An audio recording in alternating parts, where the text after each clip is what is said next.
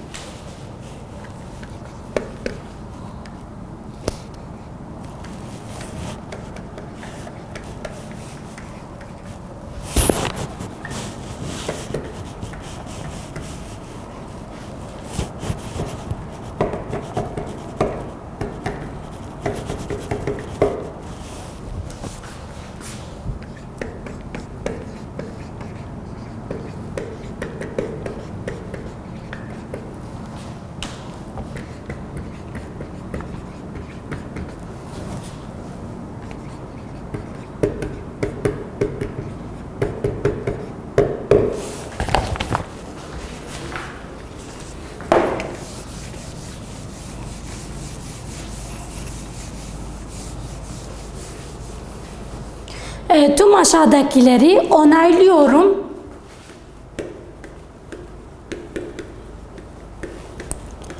Onaylıyorum sözcüğünü, doğru sözcüğünü ve onaylamıyorum.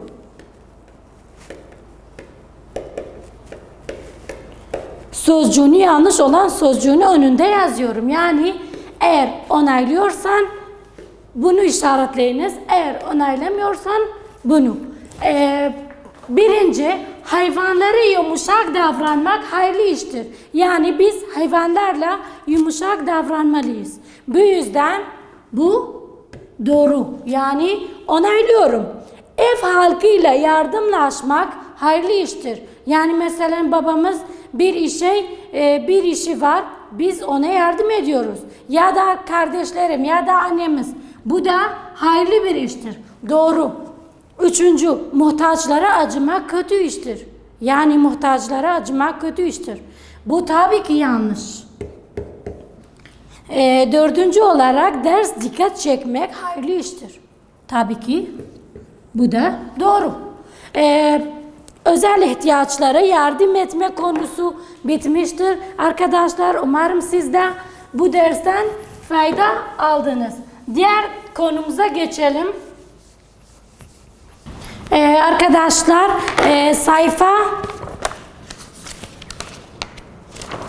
sayfa 38 Fil ashabının uykusu.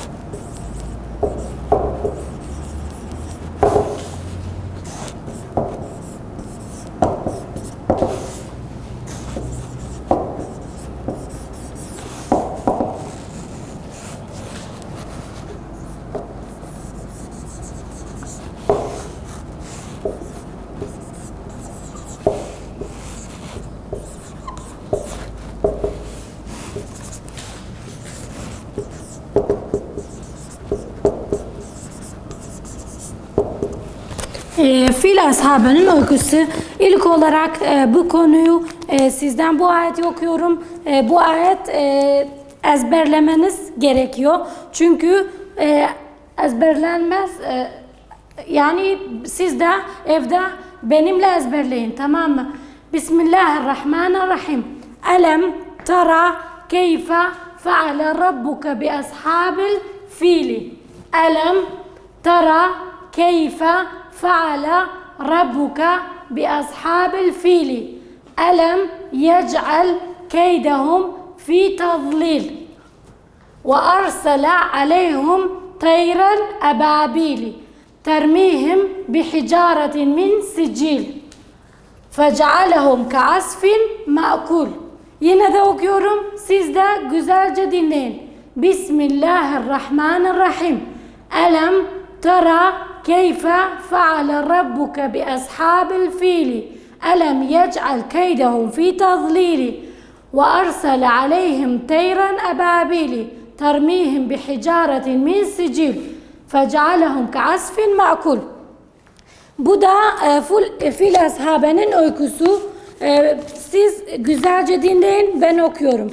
Habeşe Meliki Necaşi'nin Yemen'den valisi olan Abraha bin el-Sabah gördü ki mevsim günlerinde insanlar Mekke'ye doğru hazırlıklarını yapıyorlar. Sena'da bir kilise yaptılar ve onun adını El-Kilis koydu ki Araplar ona hacca gelsinler. Araplardan bir adam bunu duydu. Geceleyin içeri girdi ve kıblesini kirletti. Abraha dedi ki, kim buna cüret etti? Araplar bir adam dediler. Abraha da onu yıkmak üzere Kabe'ye yürüdüğünde ant etti. Necaşi'den ona filini göndermesini istedi. Mahmud adında bir fili vardır. Onun gibi kemikli, dolgun, tenli ve güçlü görülmemiştir. Onu da gönderdi. Abraha çıkıp Mekke'ye yürüdü. Araplar bunu duydu. Onu şanlı gördüler. Onunla savaşa çıktılar. Ancak ona karşı koymadılar. Abraha onlara yendi. Sakif diyarına vardığında ona kılavuzluk edecek Ebi Ragal gönderdiler. Abraha Habeşistan'da adında Esved bin Mefsud denilen bir adamı atlarının önüne gönderdi ve insanların develerine saldırmalarına emir etti. Resul Muhammed sallallahu aleyhi ve sellemin atası olan Abdülmuttalib'i 200 devesini aldı. Sonra Hamir'den bir adamı Mekke ehline gönderdi. Dedi ki, başkanına bildirin ki ben savaşmaya gelmemişim. Ancak evi yıkmaya gelmişim. Koşup Abdülmuttalib'e bildirdi. Abdülmuttalib dedi ki, onunla savaşmaya gücümüz yetmez. Uğrunda geldiği ile arasında çekileceğiz. Çünkü bu ev Allah ve Halili olan İbrahim evidir. O onu korur. Sonra Abdülmuttalib Abraha ile görüşmeye gitti. Askerlerini malından aldıkları 200 devesinin geri vermesini istedi. Abraha da dedi ki, dini ve atalarını dini olan şerefiniz ve ismetiniz olan evi yıkmaya geldim. Neden ondan konuşmuyor da 200 devenden konuşuyorsun? Abdülmuttalib, ben develerin sahibiyim. Evin sahibi vardır. Onu koruyacaktır. Abraha ordusun Kabe'ye yıkmak için ilerlemelerini istedi. Abraha yanında tutsak olan Nefil adında bir adam file geldi. Kulağına fısıldayıp, Mahmud çok sen Allah haram beldesinde fil çöktü. Ona göndermek istediler. Gitmedi. Yemen'e doğru yönlendirdiler. Kalkıp koştu. Şam'a doğru yönlendirdiler. Onun gibi yaptı. Ve ve doğuya yönlendiler. Aynısını yaptı. İkinci defa harama yönlendirdiklerine yine çoktu. Allah da denizden kuşlar gönderdi. Her kuşta 3 taş vardı, 2 taş ayaklarında ve bir taş da gagasında. Ordunun olduğu yere ulaştıklarına taşları askerlerin üzerinde fırlattılar. Hangisini isabet ettiğine onu helak etti. Bütün kavme isabet etmedi. Kalanlar onlara Yemen'in yolunu göstersin diye Nefil'i sormaya çıktılar. Yollarda düşerek helak oldular. Allah Ebrehe'nin cesedini bir dert gönderdi ve onun nedeniyle helak oldu. Allahu Teala Kur'an-ı Kerim Fil suresinde Fil ashabının uykusu zikrediyor. Öğrenciler, bu uykuda demek ki Allahu Teala yani onlar Kabe'ye yıkmaya çalıştılar ama Allah izin vermedi. Kuşlara gönderdi. Her kuşta 3 taş vardı. Biri gagasında, 2 taş ayaklarına ve onlara yani Kabe'ye zarar vermediler. Çünkü Allah izin vermedi. Bir de o kişiyi bir dert gönderdi. Bu dertte helak oldu. Bu sureyi yani bu uykuyu, bu sure tamam bunu anlatıyor. Yine sizde okuyorum. Sizce bunu ezberleyin lütfen. Bismillahirrahmanirrahim. Elem tera keyfe feale rabbuke bi ashabil fili. Elem yec'al keydehum fi tadlili. Ve arsale aleyhum tayran ababili. Termihim bi hicaretin min sicil. Fecealehum ka'asfin ma'kul. Yani kimse Allah'ın emri eli, yani çünkü Allah her şeyden büyüktür. O izin vermese hiç kimse onun emri değildir. Bilgi Habeşi Abraha'nın içinde Kabe'yi yıkmak isteği yıla fil yılı denildi. Yani o yıl fil yılı denildi. O yıldır ki Resul Muhammed sallallahu aleyhi ve sellem içinde doğdu. Yani Peygamberimiz fil yılında doğmuş. Diğer dersimize geçelim. Umarım bu konu size fayda verilmiştir.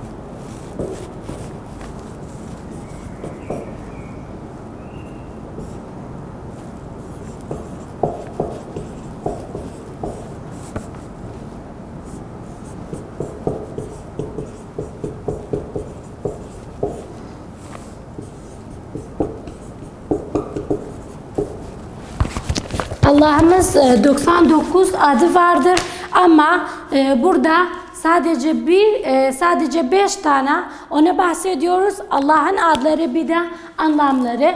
Allah'ın adları ilk önce okuyorum. El-Rahim, El-Rahim, El-Vehhab, El-Razzak, El-Fettah, El-Alim. El-Rahim yani her bir affedersiniz öğrenciler, ilk önce sayfa kırık. Sayfa 40'da Allah'ın güzel adları bu konumuz var. Allah'ın güzel adları El-Rahim. Her bir şeye rahmeti yeten. Yani onun rahmeti her bir şeye yeten. Yani El-Rahim. El-Rahim. İkinci El-Vehhab. Yani sınırsız kullarına nimet edip veren. Sınırsız kullarına nimet edip veren. El-Razzak. Bütün yarattıkların rızıklandıran. El-Fettah. Hayır kapılarına kullarına açan. El-Alim. Yani her şeyi bilen. El-Rahim dediğim gibi her bir şeye rahmeti yeten. Yani o çok merhametlidir ve her şeyi rahmeti yeten. El-Vehhab sınırsız kullarına nimet edip veren. Yani bize verdiği nimetler. El-Vehhab yani bize nimetlere veriyor. Mesela biz okuyoruz, biz yemek yiyoruz. Onlar hepsi nimettir. Sağlığımız. El-Razzak bütün yarattıkların rızıklandıran yani bize rızık veriyor mesela bize yemekler, su, hava bunlar hepsi rızıktır. El-Fettah hayır kapılarını kullarına açan yani kapıları her zaman açıktır. Biz de dua ediyoruz o bize cevap veriyor. El-Alim her şeyi bilen yani her şeyi biliyor. Mesela biz kendi kendimiz düşünüyoruz. O biliyor biz ne düşündüğümüz. Çünkü o el-alimdir. Yani ismi nedir? El-alim. Yani her şey biliyor. Her yaptığımız her şey o biliyor. Allah'ın adları dediğim gibi 99'dur. Ama burada biz sadece 5 taneyi okuyoruz. Umarım siz de bu isimleri ezberleyin. El-Rahim, El-Vehhab, El-Razzak, El-Fettah, El-Alim. Umarım siz de anladınız. Diğer konumuza geçelim.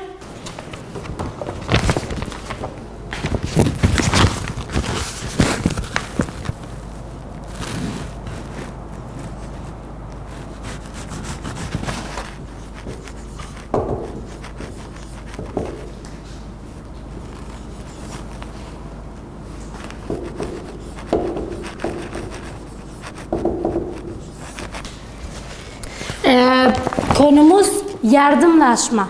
Yardımlaşma en iyi yani en önemli konularından biridir. Çünkü insanlar birbirlerine yardım etmek çok önemli bir iştir. Her insan yani her iş mesela eğer zor bir iş olursa da yardım etmek vasıtasıyla kolay olur. Yardım etmek bu öyküyü ben okuyorum. Sizce iyice dinleyin beni. Yardımlaşma. Sakar ve Sören okul ödevlerini bitirdikten sonra yani Sakar ve Sören arkadaşlar ve onlar okul ödevlerini bitirdikten sonra Sakar Sören'e dedi gidip beraber oynayalım. Sören dedi edebilmem. Evimiz bahçesini temizleyeyim. Ondan sonra oynamaya gideriz. Yani Sören işi vardır. Çünkü o bahçesini temizlenmesi gerekiyor. Bu yüzden yapamam dedi. Sören, Sakar ve arkadaşları Sören'in ev bahçesini temizlemesinde yardımlaşıyorlar. Bakalım ne yaptılar?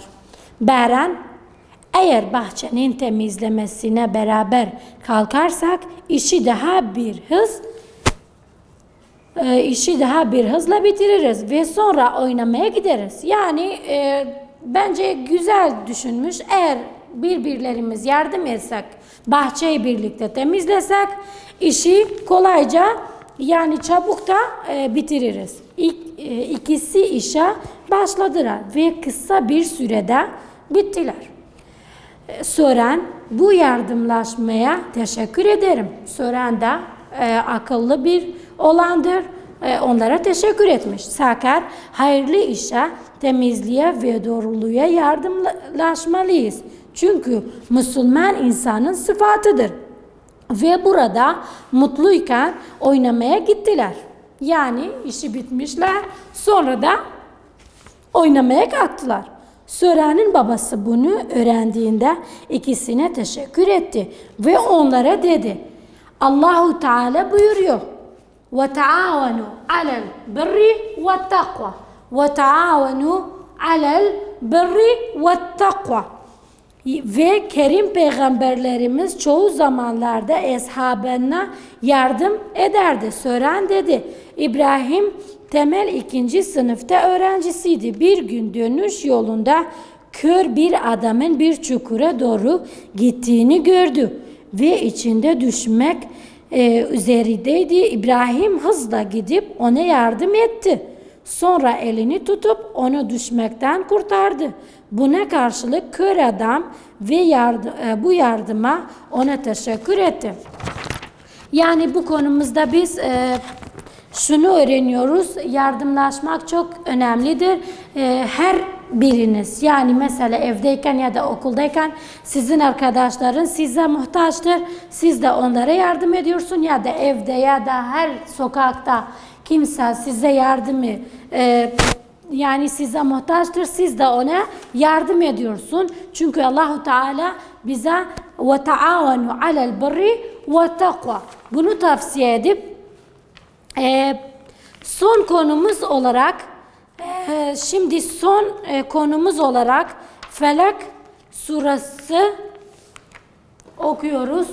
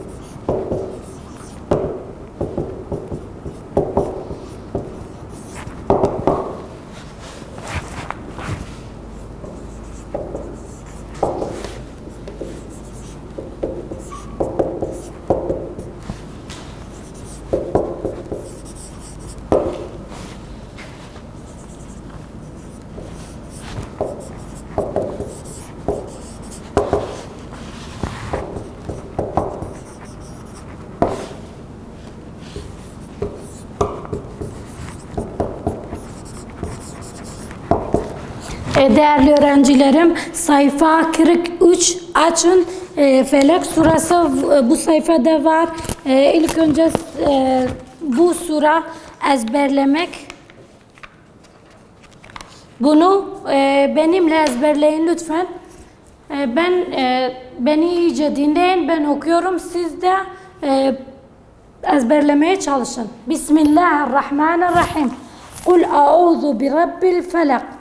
من شر ما خلق قل أعوذ برب الفلق قل أعوذ برب الفلق قل أعوذ برب الفلق من شر ما خلق من شر ما خلق ومن شر غاسق إذا وقب ومن شر غاسق إذا وقب ومن شر النفاثات في العقد ومن شر حاسد إذا حسد.